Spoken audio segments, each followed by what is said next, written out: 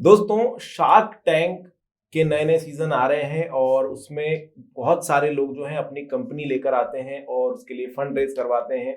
काफी सारे अलग अलग टर्म्स की बात होती है, इक्विटी क्या है, वैल्यूएशन क्या है, ग्रॉस सेल क्या है। तो चलिए, आज हमारे साथ सचिन जी हैं जो इन सब चीजों के बारे में हमें बताएंगे। स्वागत है सचिन जी आपका। बहुत बहुत शुक्रिया, आपने हमें चैनल पे बुलाया। तो पूछिए, क्या आप पूछना चाहते हैं, क्या आपकी क्यूरी है या लोगों की क्यूरी है शार्क टैंक की? हाँ, मेनली लोगों को बहुत सारे टर्म्स आज हमें समझाने हैं, जैसे इक्विटी, वैल्यूएशन, ग्रॉस सेल, सारे शब्द जो हैं जो यूज होते हैं शार्क टैंक में और बिजनेस फील्ड में भी इस्तेमाल होते हैं। तो ये सब समझा देते हैं। एक एक चीज आपसे मैं पूछते जाऊंगा और आप क्लियर करते जाइए। ठीक है। तो सबसे पहला, सबसे इजी और सबसे जरूरी चीज इक्विटी की बात होती है। इतने % इक्विटी दे दूंगा। हाँ, अभी शार्क टैंक में क्या करते हैं लोग, आपका एक बिजनेस है, आप जाते हो वहां पे फंड रेज करने के लिए, क्योंकि आपको बिजनेस एक्सपांड करना है। तो आप क्या करते हो कि जो सामने शार्क्स बैठे हैं उनसे फंड रेज के लिए बोलते हो, तो बदले में कुछ तो देना है। अब आप बैंक के पास जाओगे तो बैंक लोन देगा, तो उसका इंटरेस्ट लेगा। हाँ, तो बैंक को इंटरेस्ट मिल जाएगा, बैंक का प्रॉफिट हो जाएगा उसमें से। तो शार्क क्या करेंगे? शार्क इक्विटी मांगेंगे। अब इक्विटी क्या होता है कि आपके कंपनी के शेयर्स होते हैं। अच्छा, आपके पास जब आपकी खुद की कंपनी है तो आपके पूरे शेयर्स आपके पास रहेंगे, 100% इक्विटी आपके पास रहेगी। बिल्कुल। तो आपको अगर फंड रेज करना है तो आप क्या करते हो कि वो इक्विटी में से कोई परसेंटेज उन शार्क को दे देते हो, मतलब अपनी कंपनी का थोड़ा सा मालिकाना हक। यस, मालिकाना हक, लेकिन पूरा नहीं। 2% हो गया, 4% हो गया, जितना फंड आप उठाना चाहते हो उसके अगेंस्ट में आपका कंपनी का वैल्यूएशन होगा, उसके हिसाब से आप वो इक्विटी देते हो। बेसिकली इक्विटी मतलब प्रमोटर्स के शेयर्स ही होते हैं, जो आप जो भी फंड रेज कर रहा है, जो भी इन्वेस्टर रहेगा उसको आप देते हो। अच्छा, तो इससे एक चीज और मुझे पूछनी है कि कुछ % कंपनी के हिस्सा उनके पास है, सो आगे चल के कुछ अगर मुझे बड़ा फैसला लेना रहा तो क्या मुझे उनसे भी परमिशन लेनी पड़ेगी? अगर ज्यादा परसेंटेज है तो उनकी इन्वॉल्वमेंट होगी, लेकिन अगर कम परसेंटेज है तो वो अपना इनपुट दे सकते हैं। बट अगर 50% आपके पास है, 55% आपके पास है और सिर्फ कम परसेंट मतलब 10% उनके पास है, तो वो ऐसा फोर्स नहीं कर सकते आपको, क्योंकि इनडायरेक्टली मालिक तो आप हो। 55% आपके पास है तो वो हक आपके पास रहेगा, सीईओ जो रहेगा वो आप रहोगे। लेकिन अगर टेक्निकल्स के लिए आपने उनसे मदद ली है या उन्होंने खुद ने बोला है कि हम टेक्निकल्स में आपकी मदद करेंगे या फाइनेंस में या फिर किसी और चीज में आपकी मदद करेंगे, तो वो उसमें इनपुट दे सकते हैं। लेकिन वो सीईओ के ऊपर होता है कि किस तरीके से उसे लेना है। अच्छा, और एक बात, अगर ये शेयरिंग हो गई है तो रेवेन्यू शेयरिंग भी हो रही है यहाँ पे? यस, रेवेन्यू भी शेयर होता है, तो सेम परसेंटेज रहेगा जितना इक्विटी दिया है। अगली चीज दोस्तों, आप सुनते हो वैल्यूएशन। तो सचिन जी, वैल्यूएशन के बारे में। वैल्यूएशन मतलब आपकी कंपनी की पूरी वैल्यू होती है।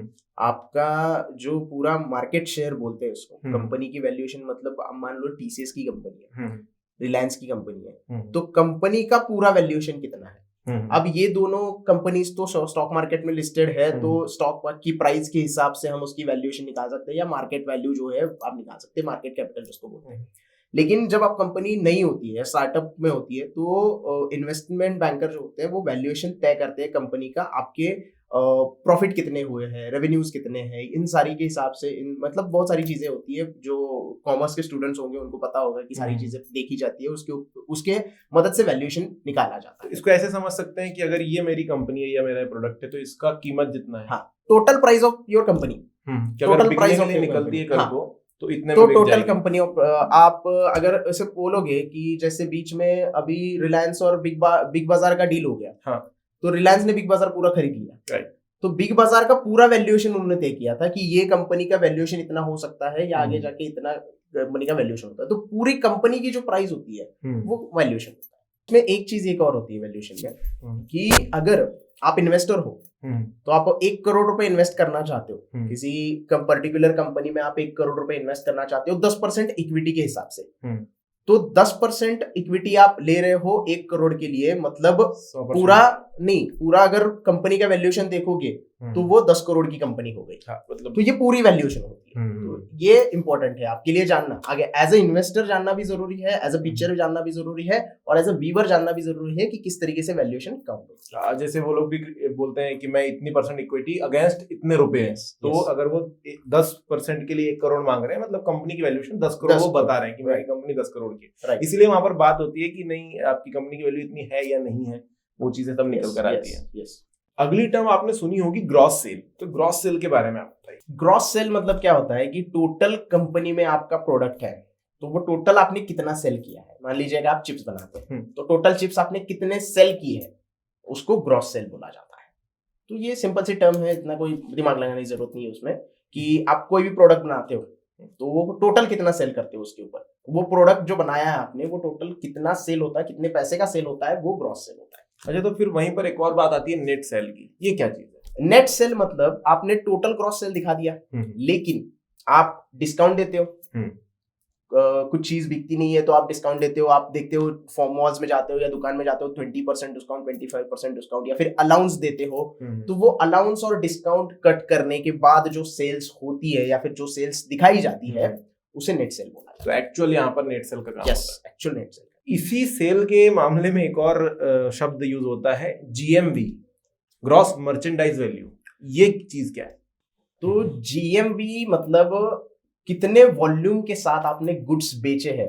वो कस्टमर टू कस्टमर हो सकते हैं या फिर ई प्लेटफॉर्म के मदद से आपने वो वॉल्यूम के साथ जो गुड्स है वो बेचे हैं, उसका जो ग्रॉस वैल्यूएशन होता है वो ग्रॉस मर्चेंडाइज वैल्यू होता है, जिसे GMV भी बोला जाता है। तो ये ज्यादातर जो प्रोडक्ट बेचने आते हैं, अभी मोस्टली क्या होता है कि किसी ना किसी का तो प्रोडक्ट रहता है, लेकिन कुछ प्रोडक्ट्स ऐसे रहते हैं जो ई प्लेटफॉर्म पे सिर्फ बिकते हैं या फिर कस्टमर टू कस्टमर देने पड़ते हैं। तो अलग अलग आपका प्लेटफॉर्म के हिसाब से अलग अलग आपको वैल्यूएशन वो निकालनी होती है, और उसको आप एक साथ करते हो तो वो ग्रॉस मर्चेंडाइज जो वैल्यू होती है वो निकल के आती है। वो वॉल्यूम के ऊपर डिपेंड रहती है कि कितने वॉल्यूम के साथ आपने गुड्स जो है वो बेचे। सो अभी तक हमने जितनी भी टर्म्स सुनी है वो आई थिंक काफी अच्छे से आपने एक्सप्लेन करी है। अगर इसमें भी आपको कुछ क्वेश्चन है तो आप कमेंट सेक्शन में जरूर लिख सकते हो, ताकि मैं आपको और अच्छे से एक्सप्लेन कर सकूं सचिन जी की मदद लेकर के। अब अगले टर्म पे चलते हैं, जो कि है प्री रेवेन्यू।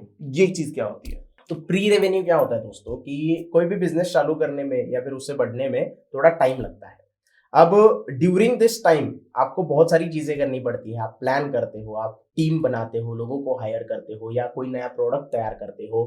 तो ये सारी जो चीजें होती है वो प्री रेवेन्यू में आती है, वो एक्चुअल रेवेन्यू में नहीं आएगी, क्योंकि ये आपने ड्यूरिंग द टाइम की है, बिजनेस आपका खड़ा करने के टाइम पे की है। तो ये सारी चीजें जो होती है वो प्री रेवेन्यू में काउंट की जाती है। अब उसके बाद आप जो सेल करोगे या फिर जो प्रॉफिट कमाओगे वो आपका एक्चुअल रेवेन्यू में आ जाएगा। तो किसी जो बड़े बड़े फंडरेजर से हमने जो पैसा लिया, ये हमारा प्री रेवेन्यू हो गया, प्री रेवेन्यू जो हमने काम शुरू करने के लिए किया। अच्छा, इसके अलावा एक और टर्म ये यूज करी जाती है, मार्जिन बोल करके। तो ये मार्जिन क्या है?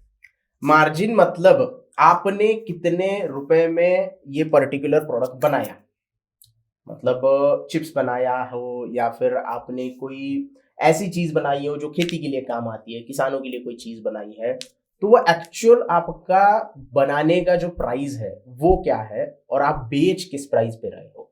मतलब आपने कोई चीज 100 रुपए में बनाई है लेकिन आप उसे 150 रुपए में बेच रहे हो, तो ये 50 रुपए का जो होता है वो मार्जिन होता है, आपका प्रॉफिट मार्जिन होता है वो। तो ये आपको पता होना चाहिए कि बनाने में कितना खर्च आया है और हम उसे बेच कितने रुपए में रहे हैं। तो दैट इज द मार्जिन। इसके अलावा ओवरहेड नाम की भी एक चीज सुनाई देती है ज्यादातर। ओवरहेड मतलब ये भी एक एक्सपेंस रहता है। अब प्रोडक्ट आपने बना लिया, अब प्रोडक्ट बेचने के लिए, लोगों तक प्रोडक्ट जाने के लिए कुछ तो एक्सपेंस करना पड़ेगा, मार्केटिंग स्ट्रेटजी बनानी पड़ेगी, कुछ एड्स दिखाने पड़ेंगे या फिर कोई अदर एक्सपेंसेस करने पड़ेंगे। तो ये अदर एक्सपेंसेस जो होते हैं वो ओवरहेड में काउंट होते हैं। इसका प्रोडक्ट के क्रिएटिंग ऑफ प्रोडक्ट में कोई लेना देना नहीं होता है। आप उसको सेल करने के लिए यूज करते हो, जो एक्सपेंस होते हैं उससे ओवरहेड एक्सपेंसेस बोलते हैं। ओवरहेड के बाद दोस्तों अब हम आते हैं स्केलेबिलिटी पे, जिसका बहुत ज्यादा इस्तेमाल किया जाता है। तो स्केलेबिलिटी क्या है? स्केलेबिलिटी एक सिस्टम की एबिलिटी होती है कि आप परफॉर्मेंस जो होता है, किसी प्रोडक्ट का परफॉर्मेंस हो गया तो उसको इंक्रीज या डिक्रीज किस तरीके से करते हो, कौन से स्केल के ऊपर आप इंक्रीज कर रहे हो, या फिर आपको कुछ चेंजेस करने हैं, सिस्टम में कुछ चेंजेस करने हैं, प्रोडक्ट में कुछ चेंज करने हैं। तो ये सारी चीजें स्केलेबिलिटी में आती है। वो आपकी जो सिस्टम होता है पूरा, आप जो सिस्टम बनाते हो उनकी एक एबिलिटी होती है वो किस तरीके से स्केल करेंगे। मतलब कोई प्रोडक्ट बहुत अच्छा है तो उसको हाई स्केल के ऊपर थोड़ा सा इंक्रीज करके बेचेंगे, कोई स्केल को थोड़ा सा नीचे करके बेचेंगे। तो ये स्केल के ऊपर डिपेंड रहता है, वो पूरा सिस्टम हैंडल करता है और उनका वो पूरा डिपार्टमेंट जो होता है वो संभालता है ये सारी चीजें। सर इसके अलावा भी जब हम देखते हैं, शार्क टैंक वगैरह देखते हैं, तो उसके अंदर लोग आते हैं और बोलते हैं मैंने प्रोडक्ट पेटेंट कराया हुआ है। तो पेटेंट का मतलब क्या हुआ, क्या कर लिया उन्होंने ऐसा पेटेंट कराया? ओके, वो रिमोट पास करना। अब ये रिमोट ये फलाना कंपनी का रिमोट है, तो ये आप भी बना सकते हो, लेकिन उस कंपनी ने बनाया, तो कंपनी ने अपना नाम लिख दिया और ये रजिस्टर कर दिया उनके कंपनी के नाम के, मतलब आप सेम बनाओगे तो वो आपके ऊपर केस कर सकते हैं। पेटेंट मतलब क्या है कि जो चीज हमने बनाई है उसको हम रजिस्टर करेंगे ताकि कोई और हमारा आइडिया चुरा ना सके। अच्छा, उसे पेटेंट बोलते हैं। तो मेरा आइडिया रजिस्टर कर लिया मैंने। आपने आपका आइडिया रजिस्टर कर दिया, आपके नाम का पेटेंट आता है, पेटेंट नंबर आता है। अगर आपने एक मराठी मूवी देखी है दे धक्का करके, उसमें एक हीरो रहता है, वो एक 2 व्हीलर का पार्ट बनाता है जिससे पेट्रोल कम लगता है। तो वो क्या करता है, एक दोस्त को दिखाता है ताकि कोई बड़ा आदमी आके इस पेटेंट को, मतलब इसको खरीदे, लेकिन वो बड़ा आदमी खरीदने से मना कर देता है। लेकिन उसके घर में एक जो बंदा रहता है वो किसी और को वो जो बनाया हुआ पार्ट होता है वो बेच देता है। अब इसके दोस्त ने पेटेंट करके रखा होता है, जिसने भी ये खरीदा है उसका दोस्त आता है, वो पेटेंट नंबर देता है और उसके ऊपर केस हो जाता है और उसको फाइन भरना पड़ता है। तो पेटेंट मतलब बेसिकली क्या है, आप जो प्रोडक्ट बनाते हो, आपकी आइडिया रहती है, तो आइडिया आपकी आप रजिस्टर करवाते हो एक नंबर के जरिए, आपको वो नंबर दिया जाता है ताकि वो आइडिया अगर किसी ने चुराया तो आप उसके ऊपर केस करो कि ये मेरा आइडिया, ये मेरा प्रोडक्ट है, तो उसे पेटेंट कहा जाता है। ओके, आई होप आपको पेटेंट तो समझ में आ गया होगा। अभी हम अगली टर्म पे चलेंगे जिसका नाम है ट्रेडमार्क। ट्रेडमार्क क्या चीज है? जैसे पेटेंट है उसी तरीके से ट्रेडमार्क है।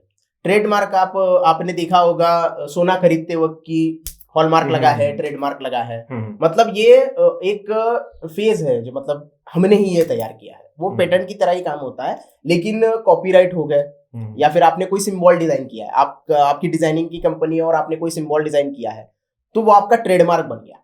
लोग बोलते हैं, जैसे कि अभी आप कोई चीज खरीदने जाते हो, टूथपेस्ट खरीदने जाते हो, तो लोग बोलते हैं कोलगेट दे दो, तो उनका एक ट्रेडमार्क बन गया है कि भाई कोलगेट के नाम से टूथपेस्ट बेची जाती है, वो उनका एक ट्रेडमार्क हो जाता है। तो it's like a patent. Copyright आप अपने प्रोडक्ट पे जो भी अपना लोगो लगा रहे हो वो ट्रेडमार्क आपका बन जाता है, वो उससे आपकी पहचान है आपकी। इसके बाद एक बहुत जरूरी टर्म आती है कॉपीराइट, उसका क्या मतलब है? अब जो टर्म हमने पहले 2 देखी है, उसका एक तीसरा नाम आप पकड़ लेते हो इसको। कॉपीराइट मतलब क्या होता है कि जो भी आप इंटेलेक्चुअल प्रॉपर्टी रहती है, या फिर जो भी आप मान लीजिएगा आप स्टॉक मार्केट में काम करते हैं और आपने एक कोर्स डिजाइन किया है, या फिर आप मोटिवेशनल स्पीकर है और आपने एक कोर्स डिजाइन किया है, तो आप वो कोर्स लोगों को बेच रहे हो, या फिर आपकी जो पीडीएफ है वो लोगों को दे रहे हो कि आप इम्प्रूव कर सके, तो वो भी चुराई जा सकती है। तो अगर आप उसके ऊपर कॉपीराइट लिख दोगे, यानी कि वो आपका हो गया, आइडिया चुरा ना सके कोई, तो ये पेटेंट हो गया, ट्रेडमार्क हो गया या कॉपीराइट हो गया, ये तीनों ऑलमोस्ट सेम थोड़ा बहुत चीजें हैं, ताकि आपके प्रोडक्ट की रक्षा के लिए होता है। तो ये सेम ही है, ऐसा कोई बड़ा डिफरेंस नहीं है तीनों में। तो आप इस तीनों को एक साथ जैसा ले सकते हैं, सिर्फ नाम अलग अलग है, लेकिन डिफरेंट इंडस्ट्री में डिफरेंट इसके नाम यूज होते हैं। तो अब हम आखिरी टर्म की तरफ चलेंगे जो है कस्टमर एक्विजिशन कॉस्ट। ये क्या चीज होती है? अब ऑर्गेनाइजेशन जो है, जो पूरी कंपनी है, वो कस्टमर एक्वायर करने के लिए कितने पैसे खर्च कर रही है, इसका एक कॉस्टिंग होता है। वो कॉस्टिंग को कस्टमर एक्विजिशन कॉस्ट कहते हैं। कोई भी प्रोडक्ट बेचने के लिए आपको कस्टमर होना बहुत जरूरी है। अगर कस्टमर को लुभाने के लिए जो भी चीज करते हो, आप डिस्काउंट देते हो, आप कोई कार्ड देते हो जिससे आपको वो कस्टमर अट्रैक्ट हो जाए, या फिर आप कोई और चीज उसको देते हो, कोई एडवर्टाइजिंग करते हो, बहुत सारी चीजें आती है उसमें। तो ऑर्गेनाइजेशन इसके ऊपर कितना खर्चा कर रहा है, यानी कि शार्क टैंक में जो लोग आते हैं, अगर मान लीजिएगा कोई नारियल पानी बेच रहा है, तो वो नारियल पानी बेचने के लिए क्या क्या, कस्टमर लाने के लिए क्या क्या कर रहा है, उसकी पूरी टीम कस्टमर लाने के लिए क्या क्या कर रही है, उसके बारे में जानना है तो आपको कस्टमर एक्विजिशन कॉस्ट अलग से निकालनी पड़ेगी। तो ये है दोस्तों ये सारी टर्म जिसके बारे में मैंने कोशिश करी आपको बता सके। सचिन ने अच्छे तरीके से आपको एक्सप्लेन किया है। कुछ भी क्वेश्चन है आप कमेंट सेक्शन में लिख सकते हैं। सब्सक्राइब, कमेंट, शेयर सब कुछ कर देना चैनल पे। धन्यवाद।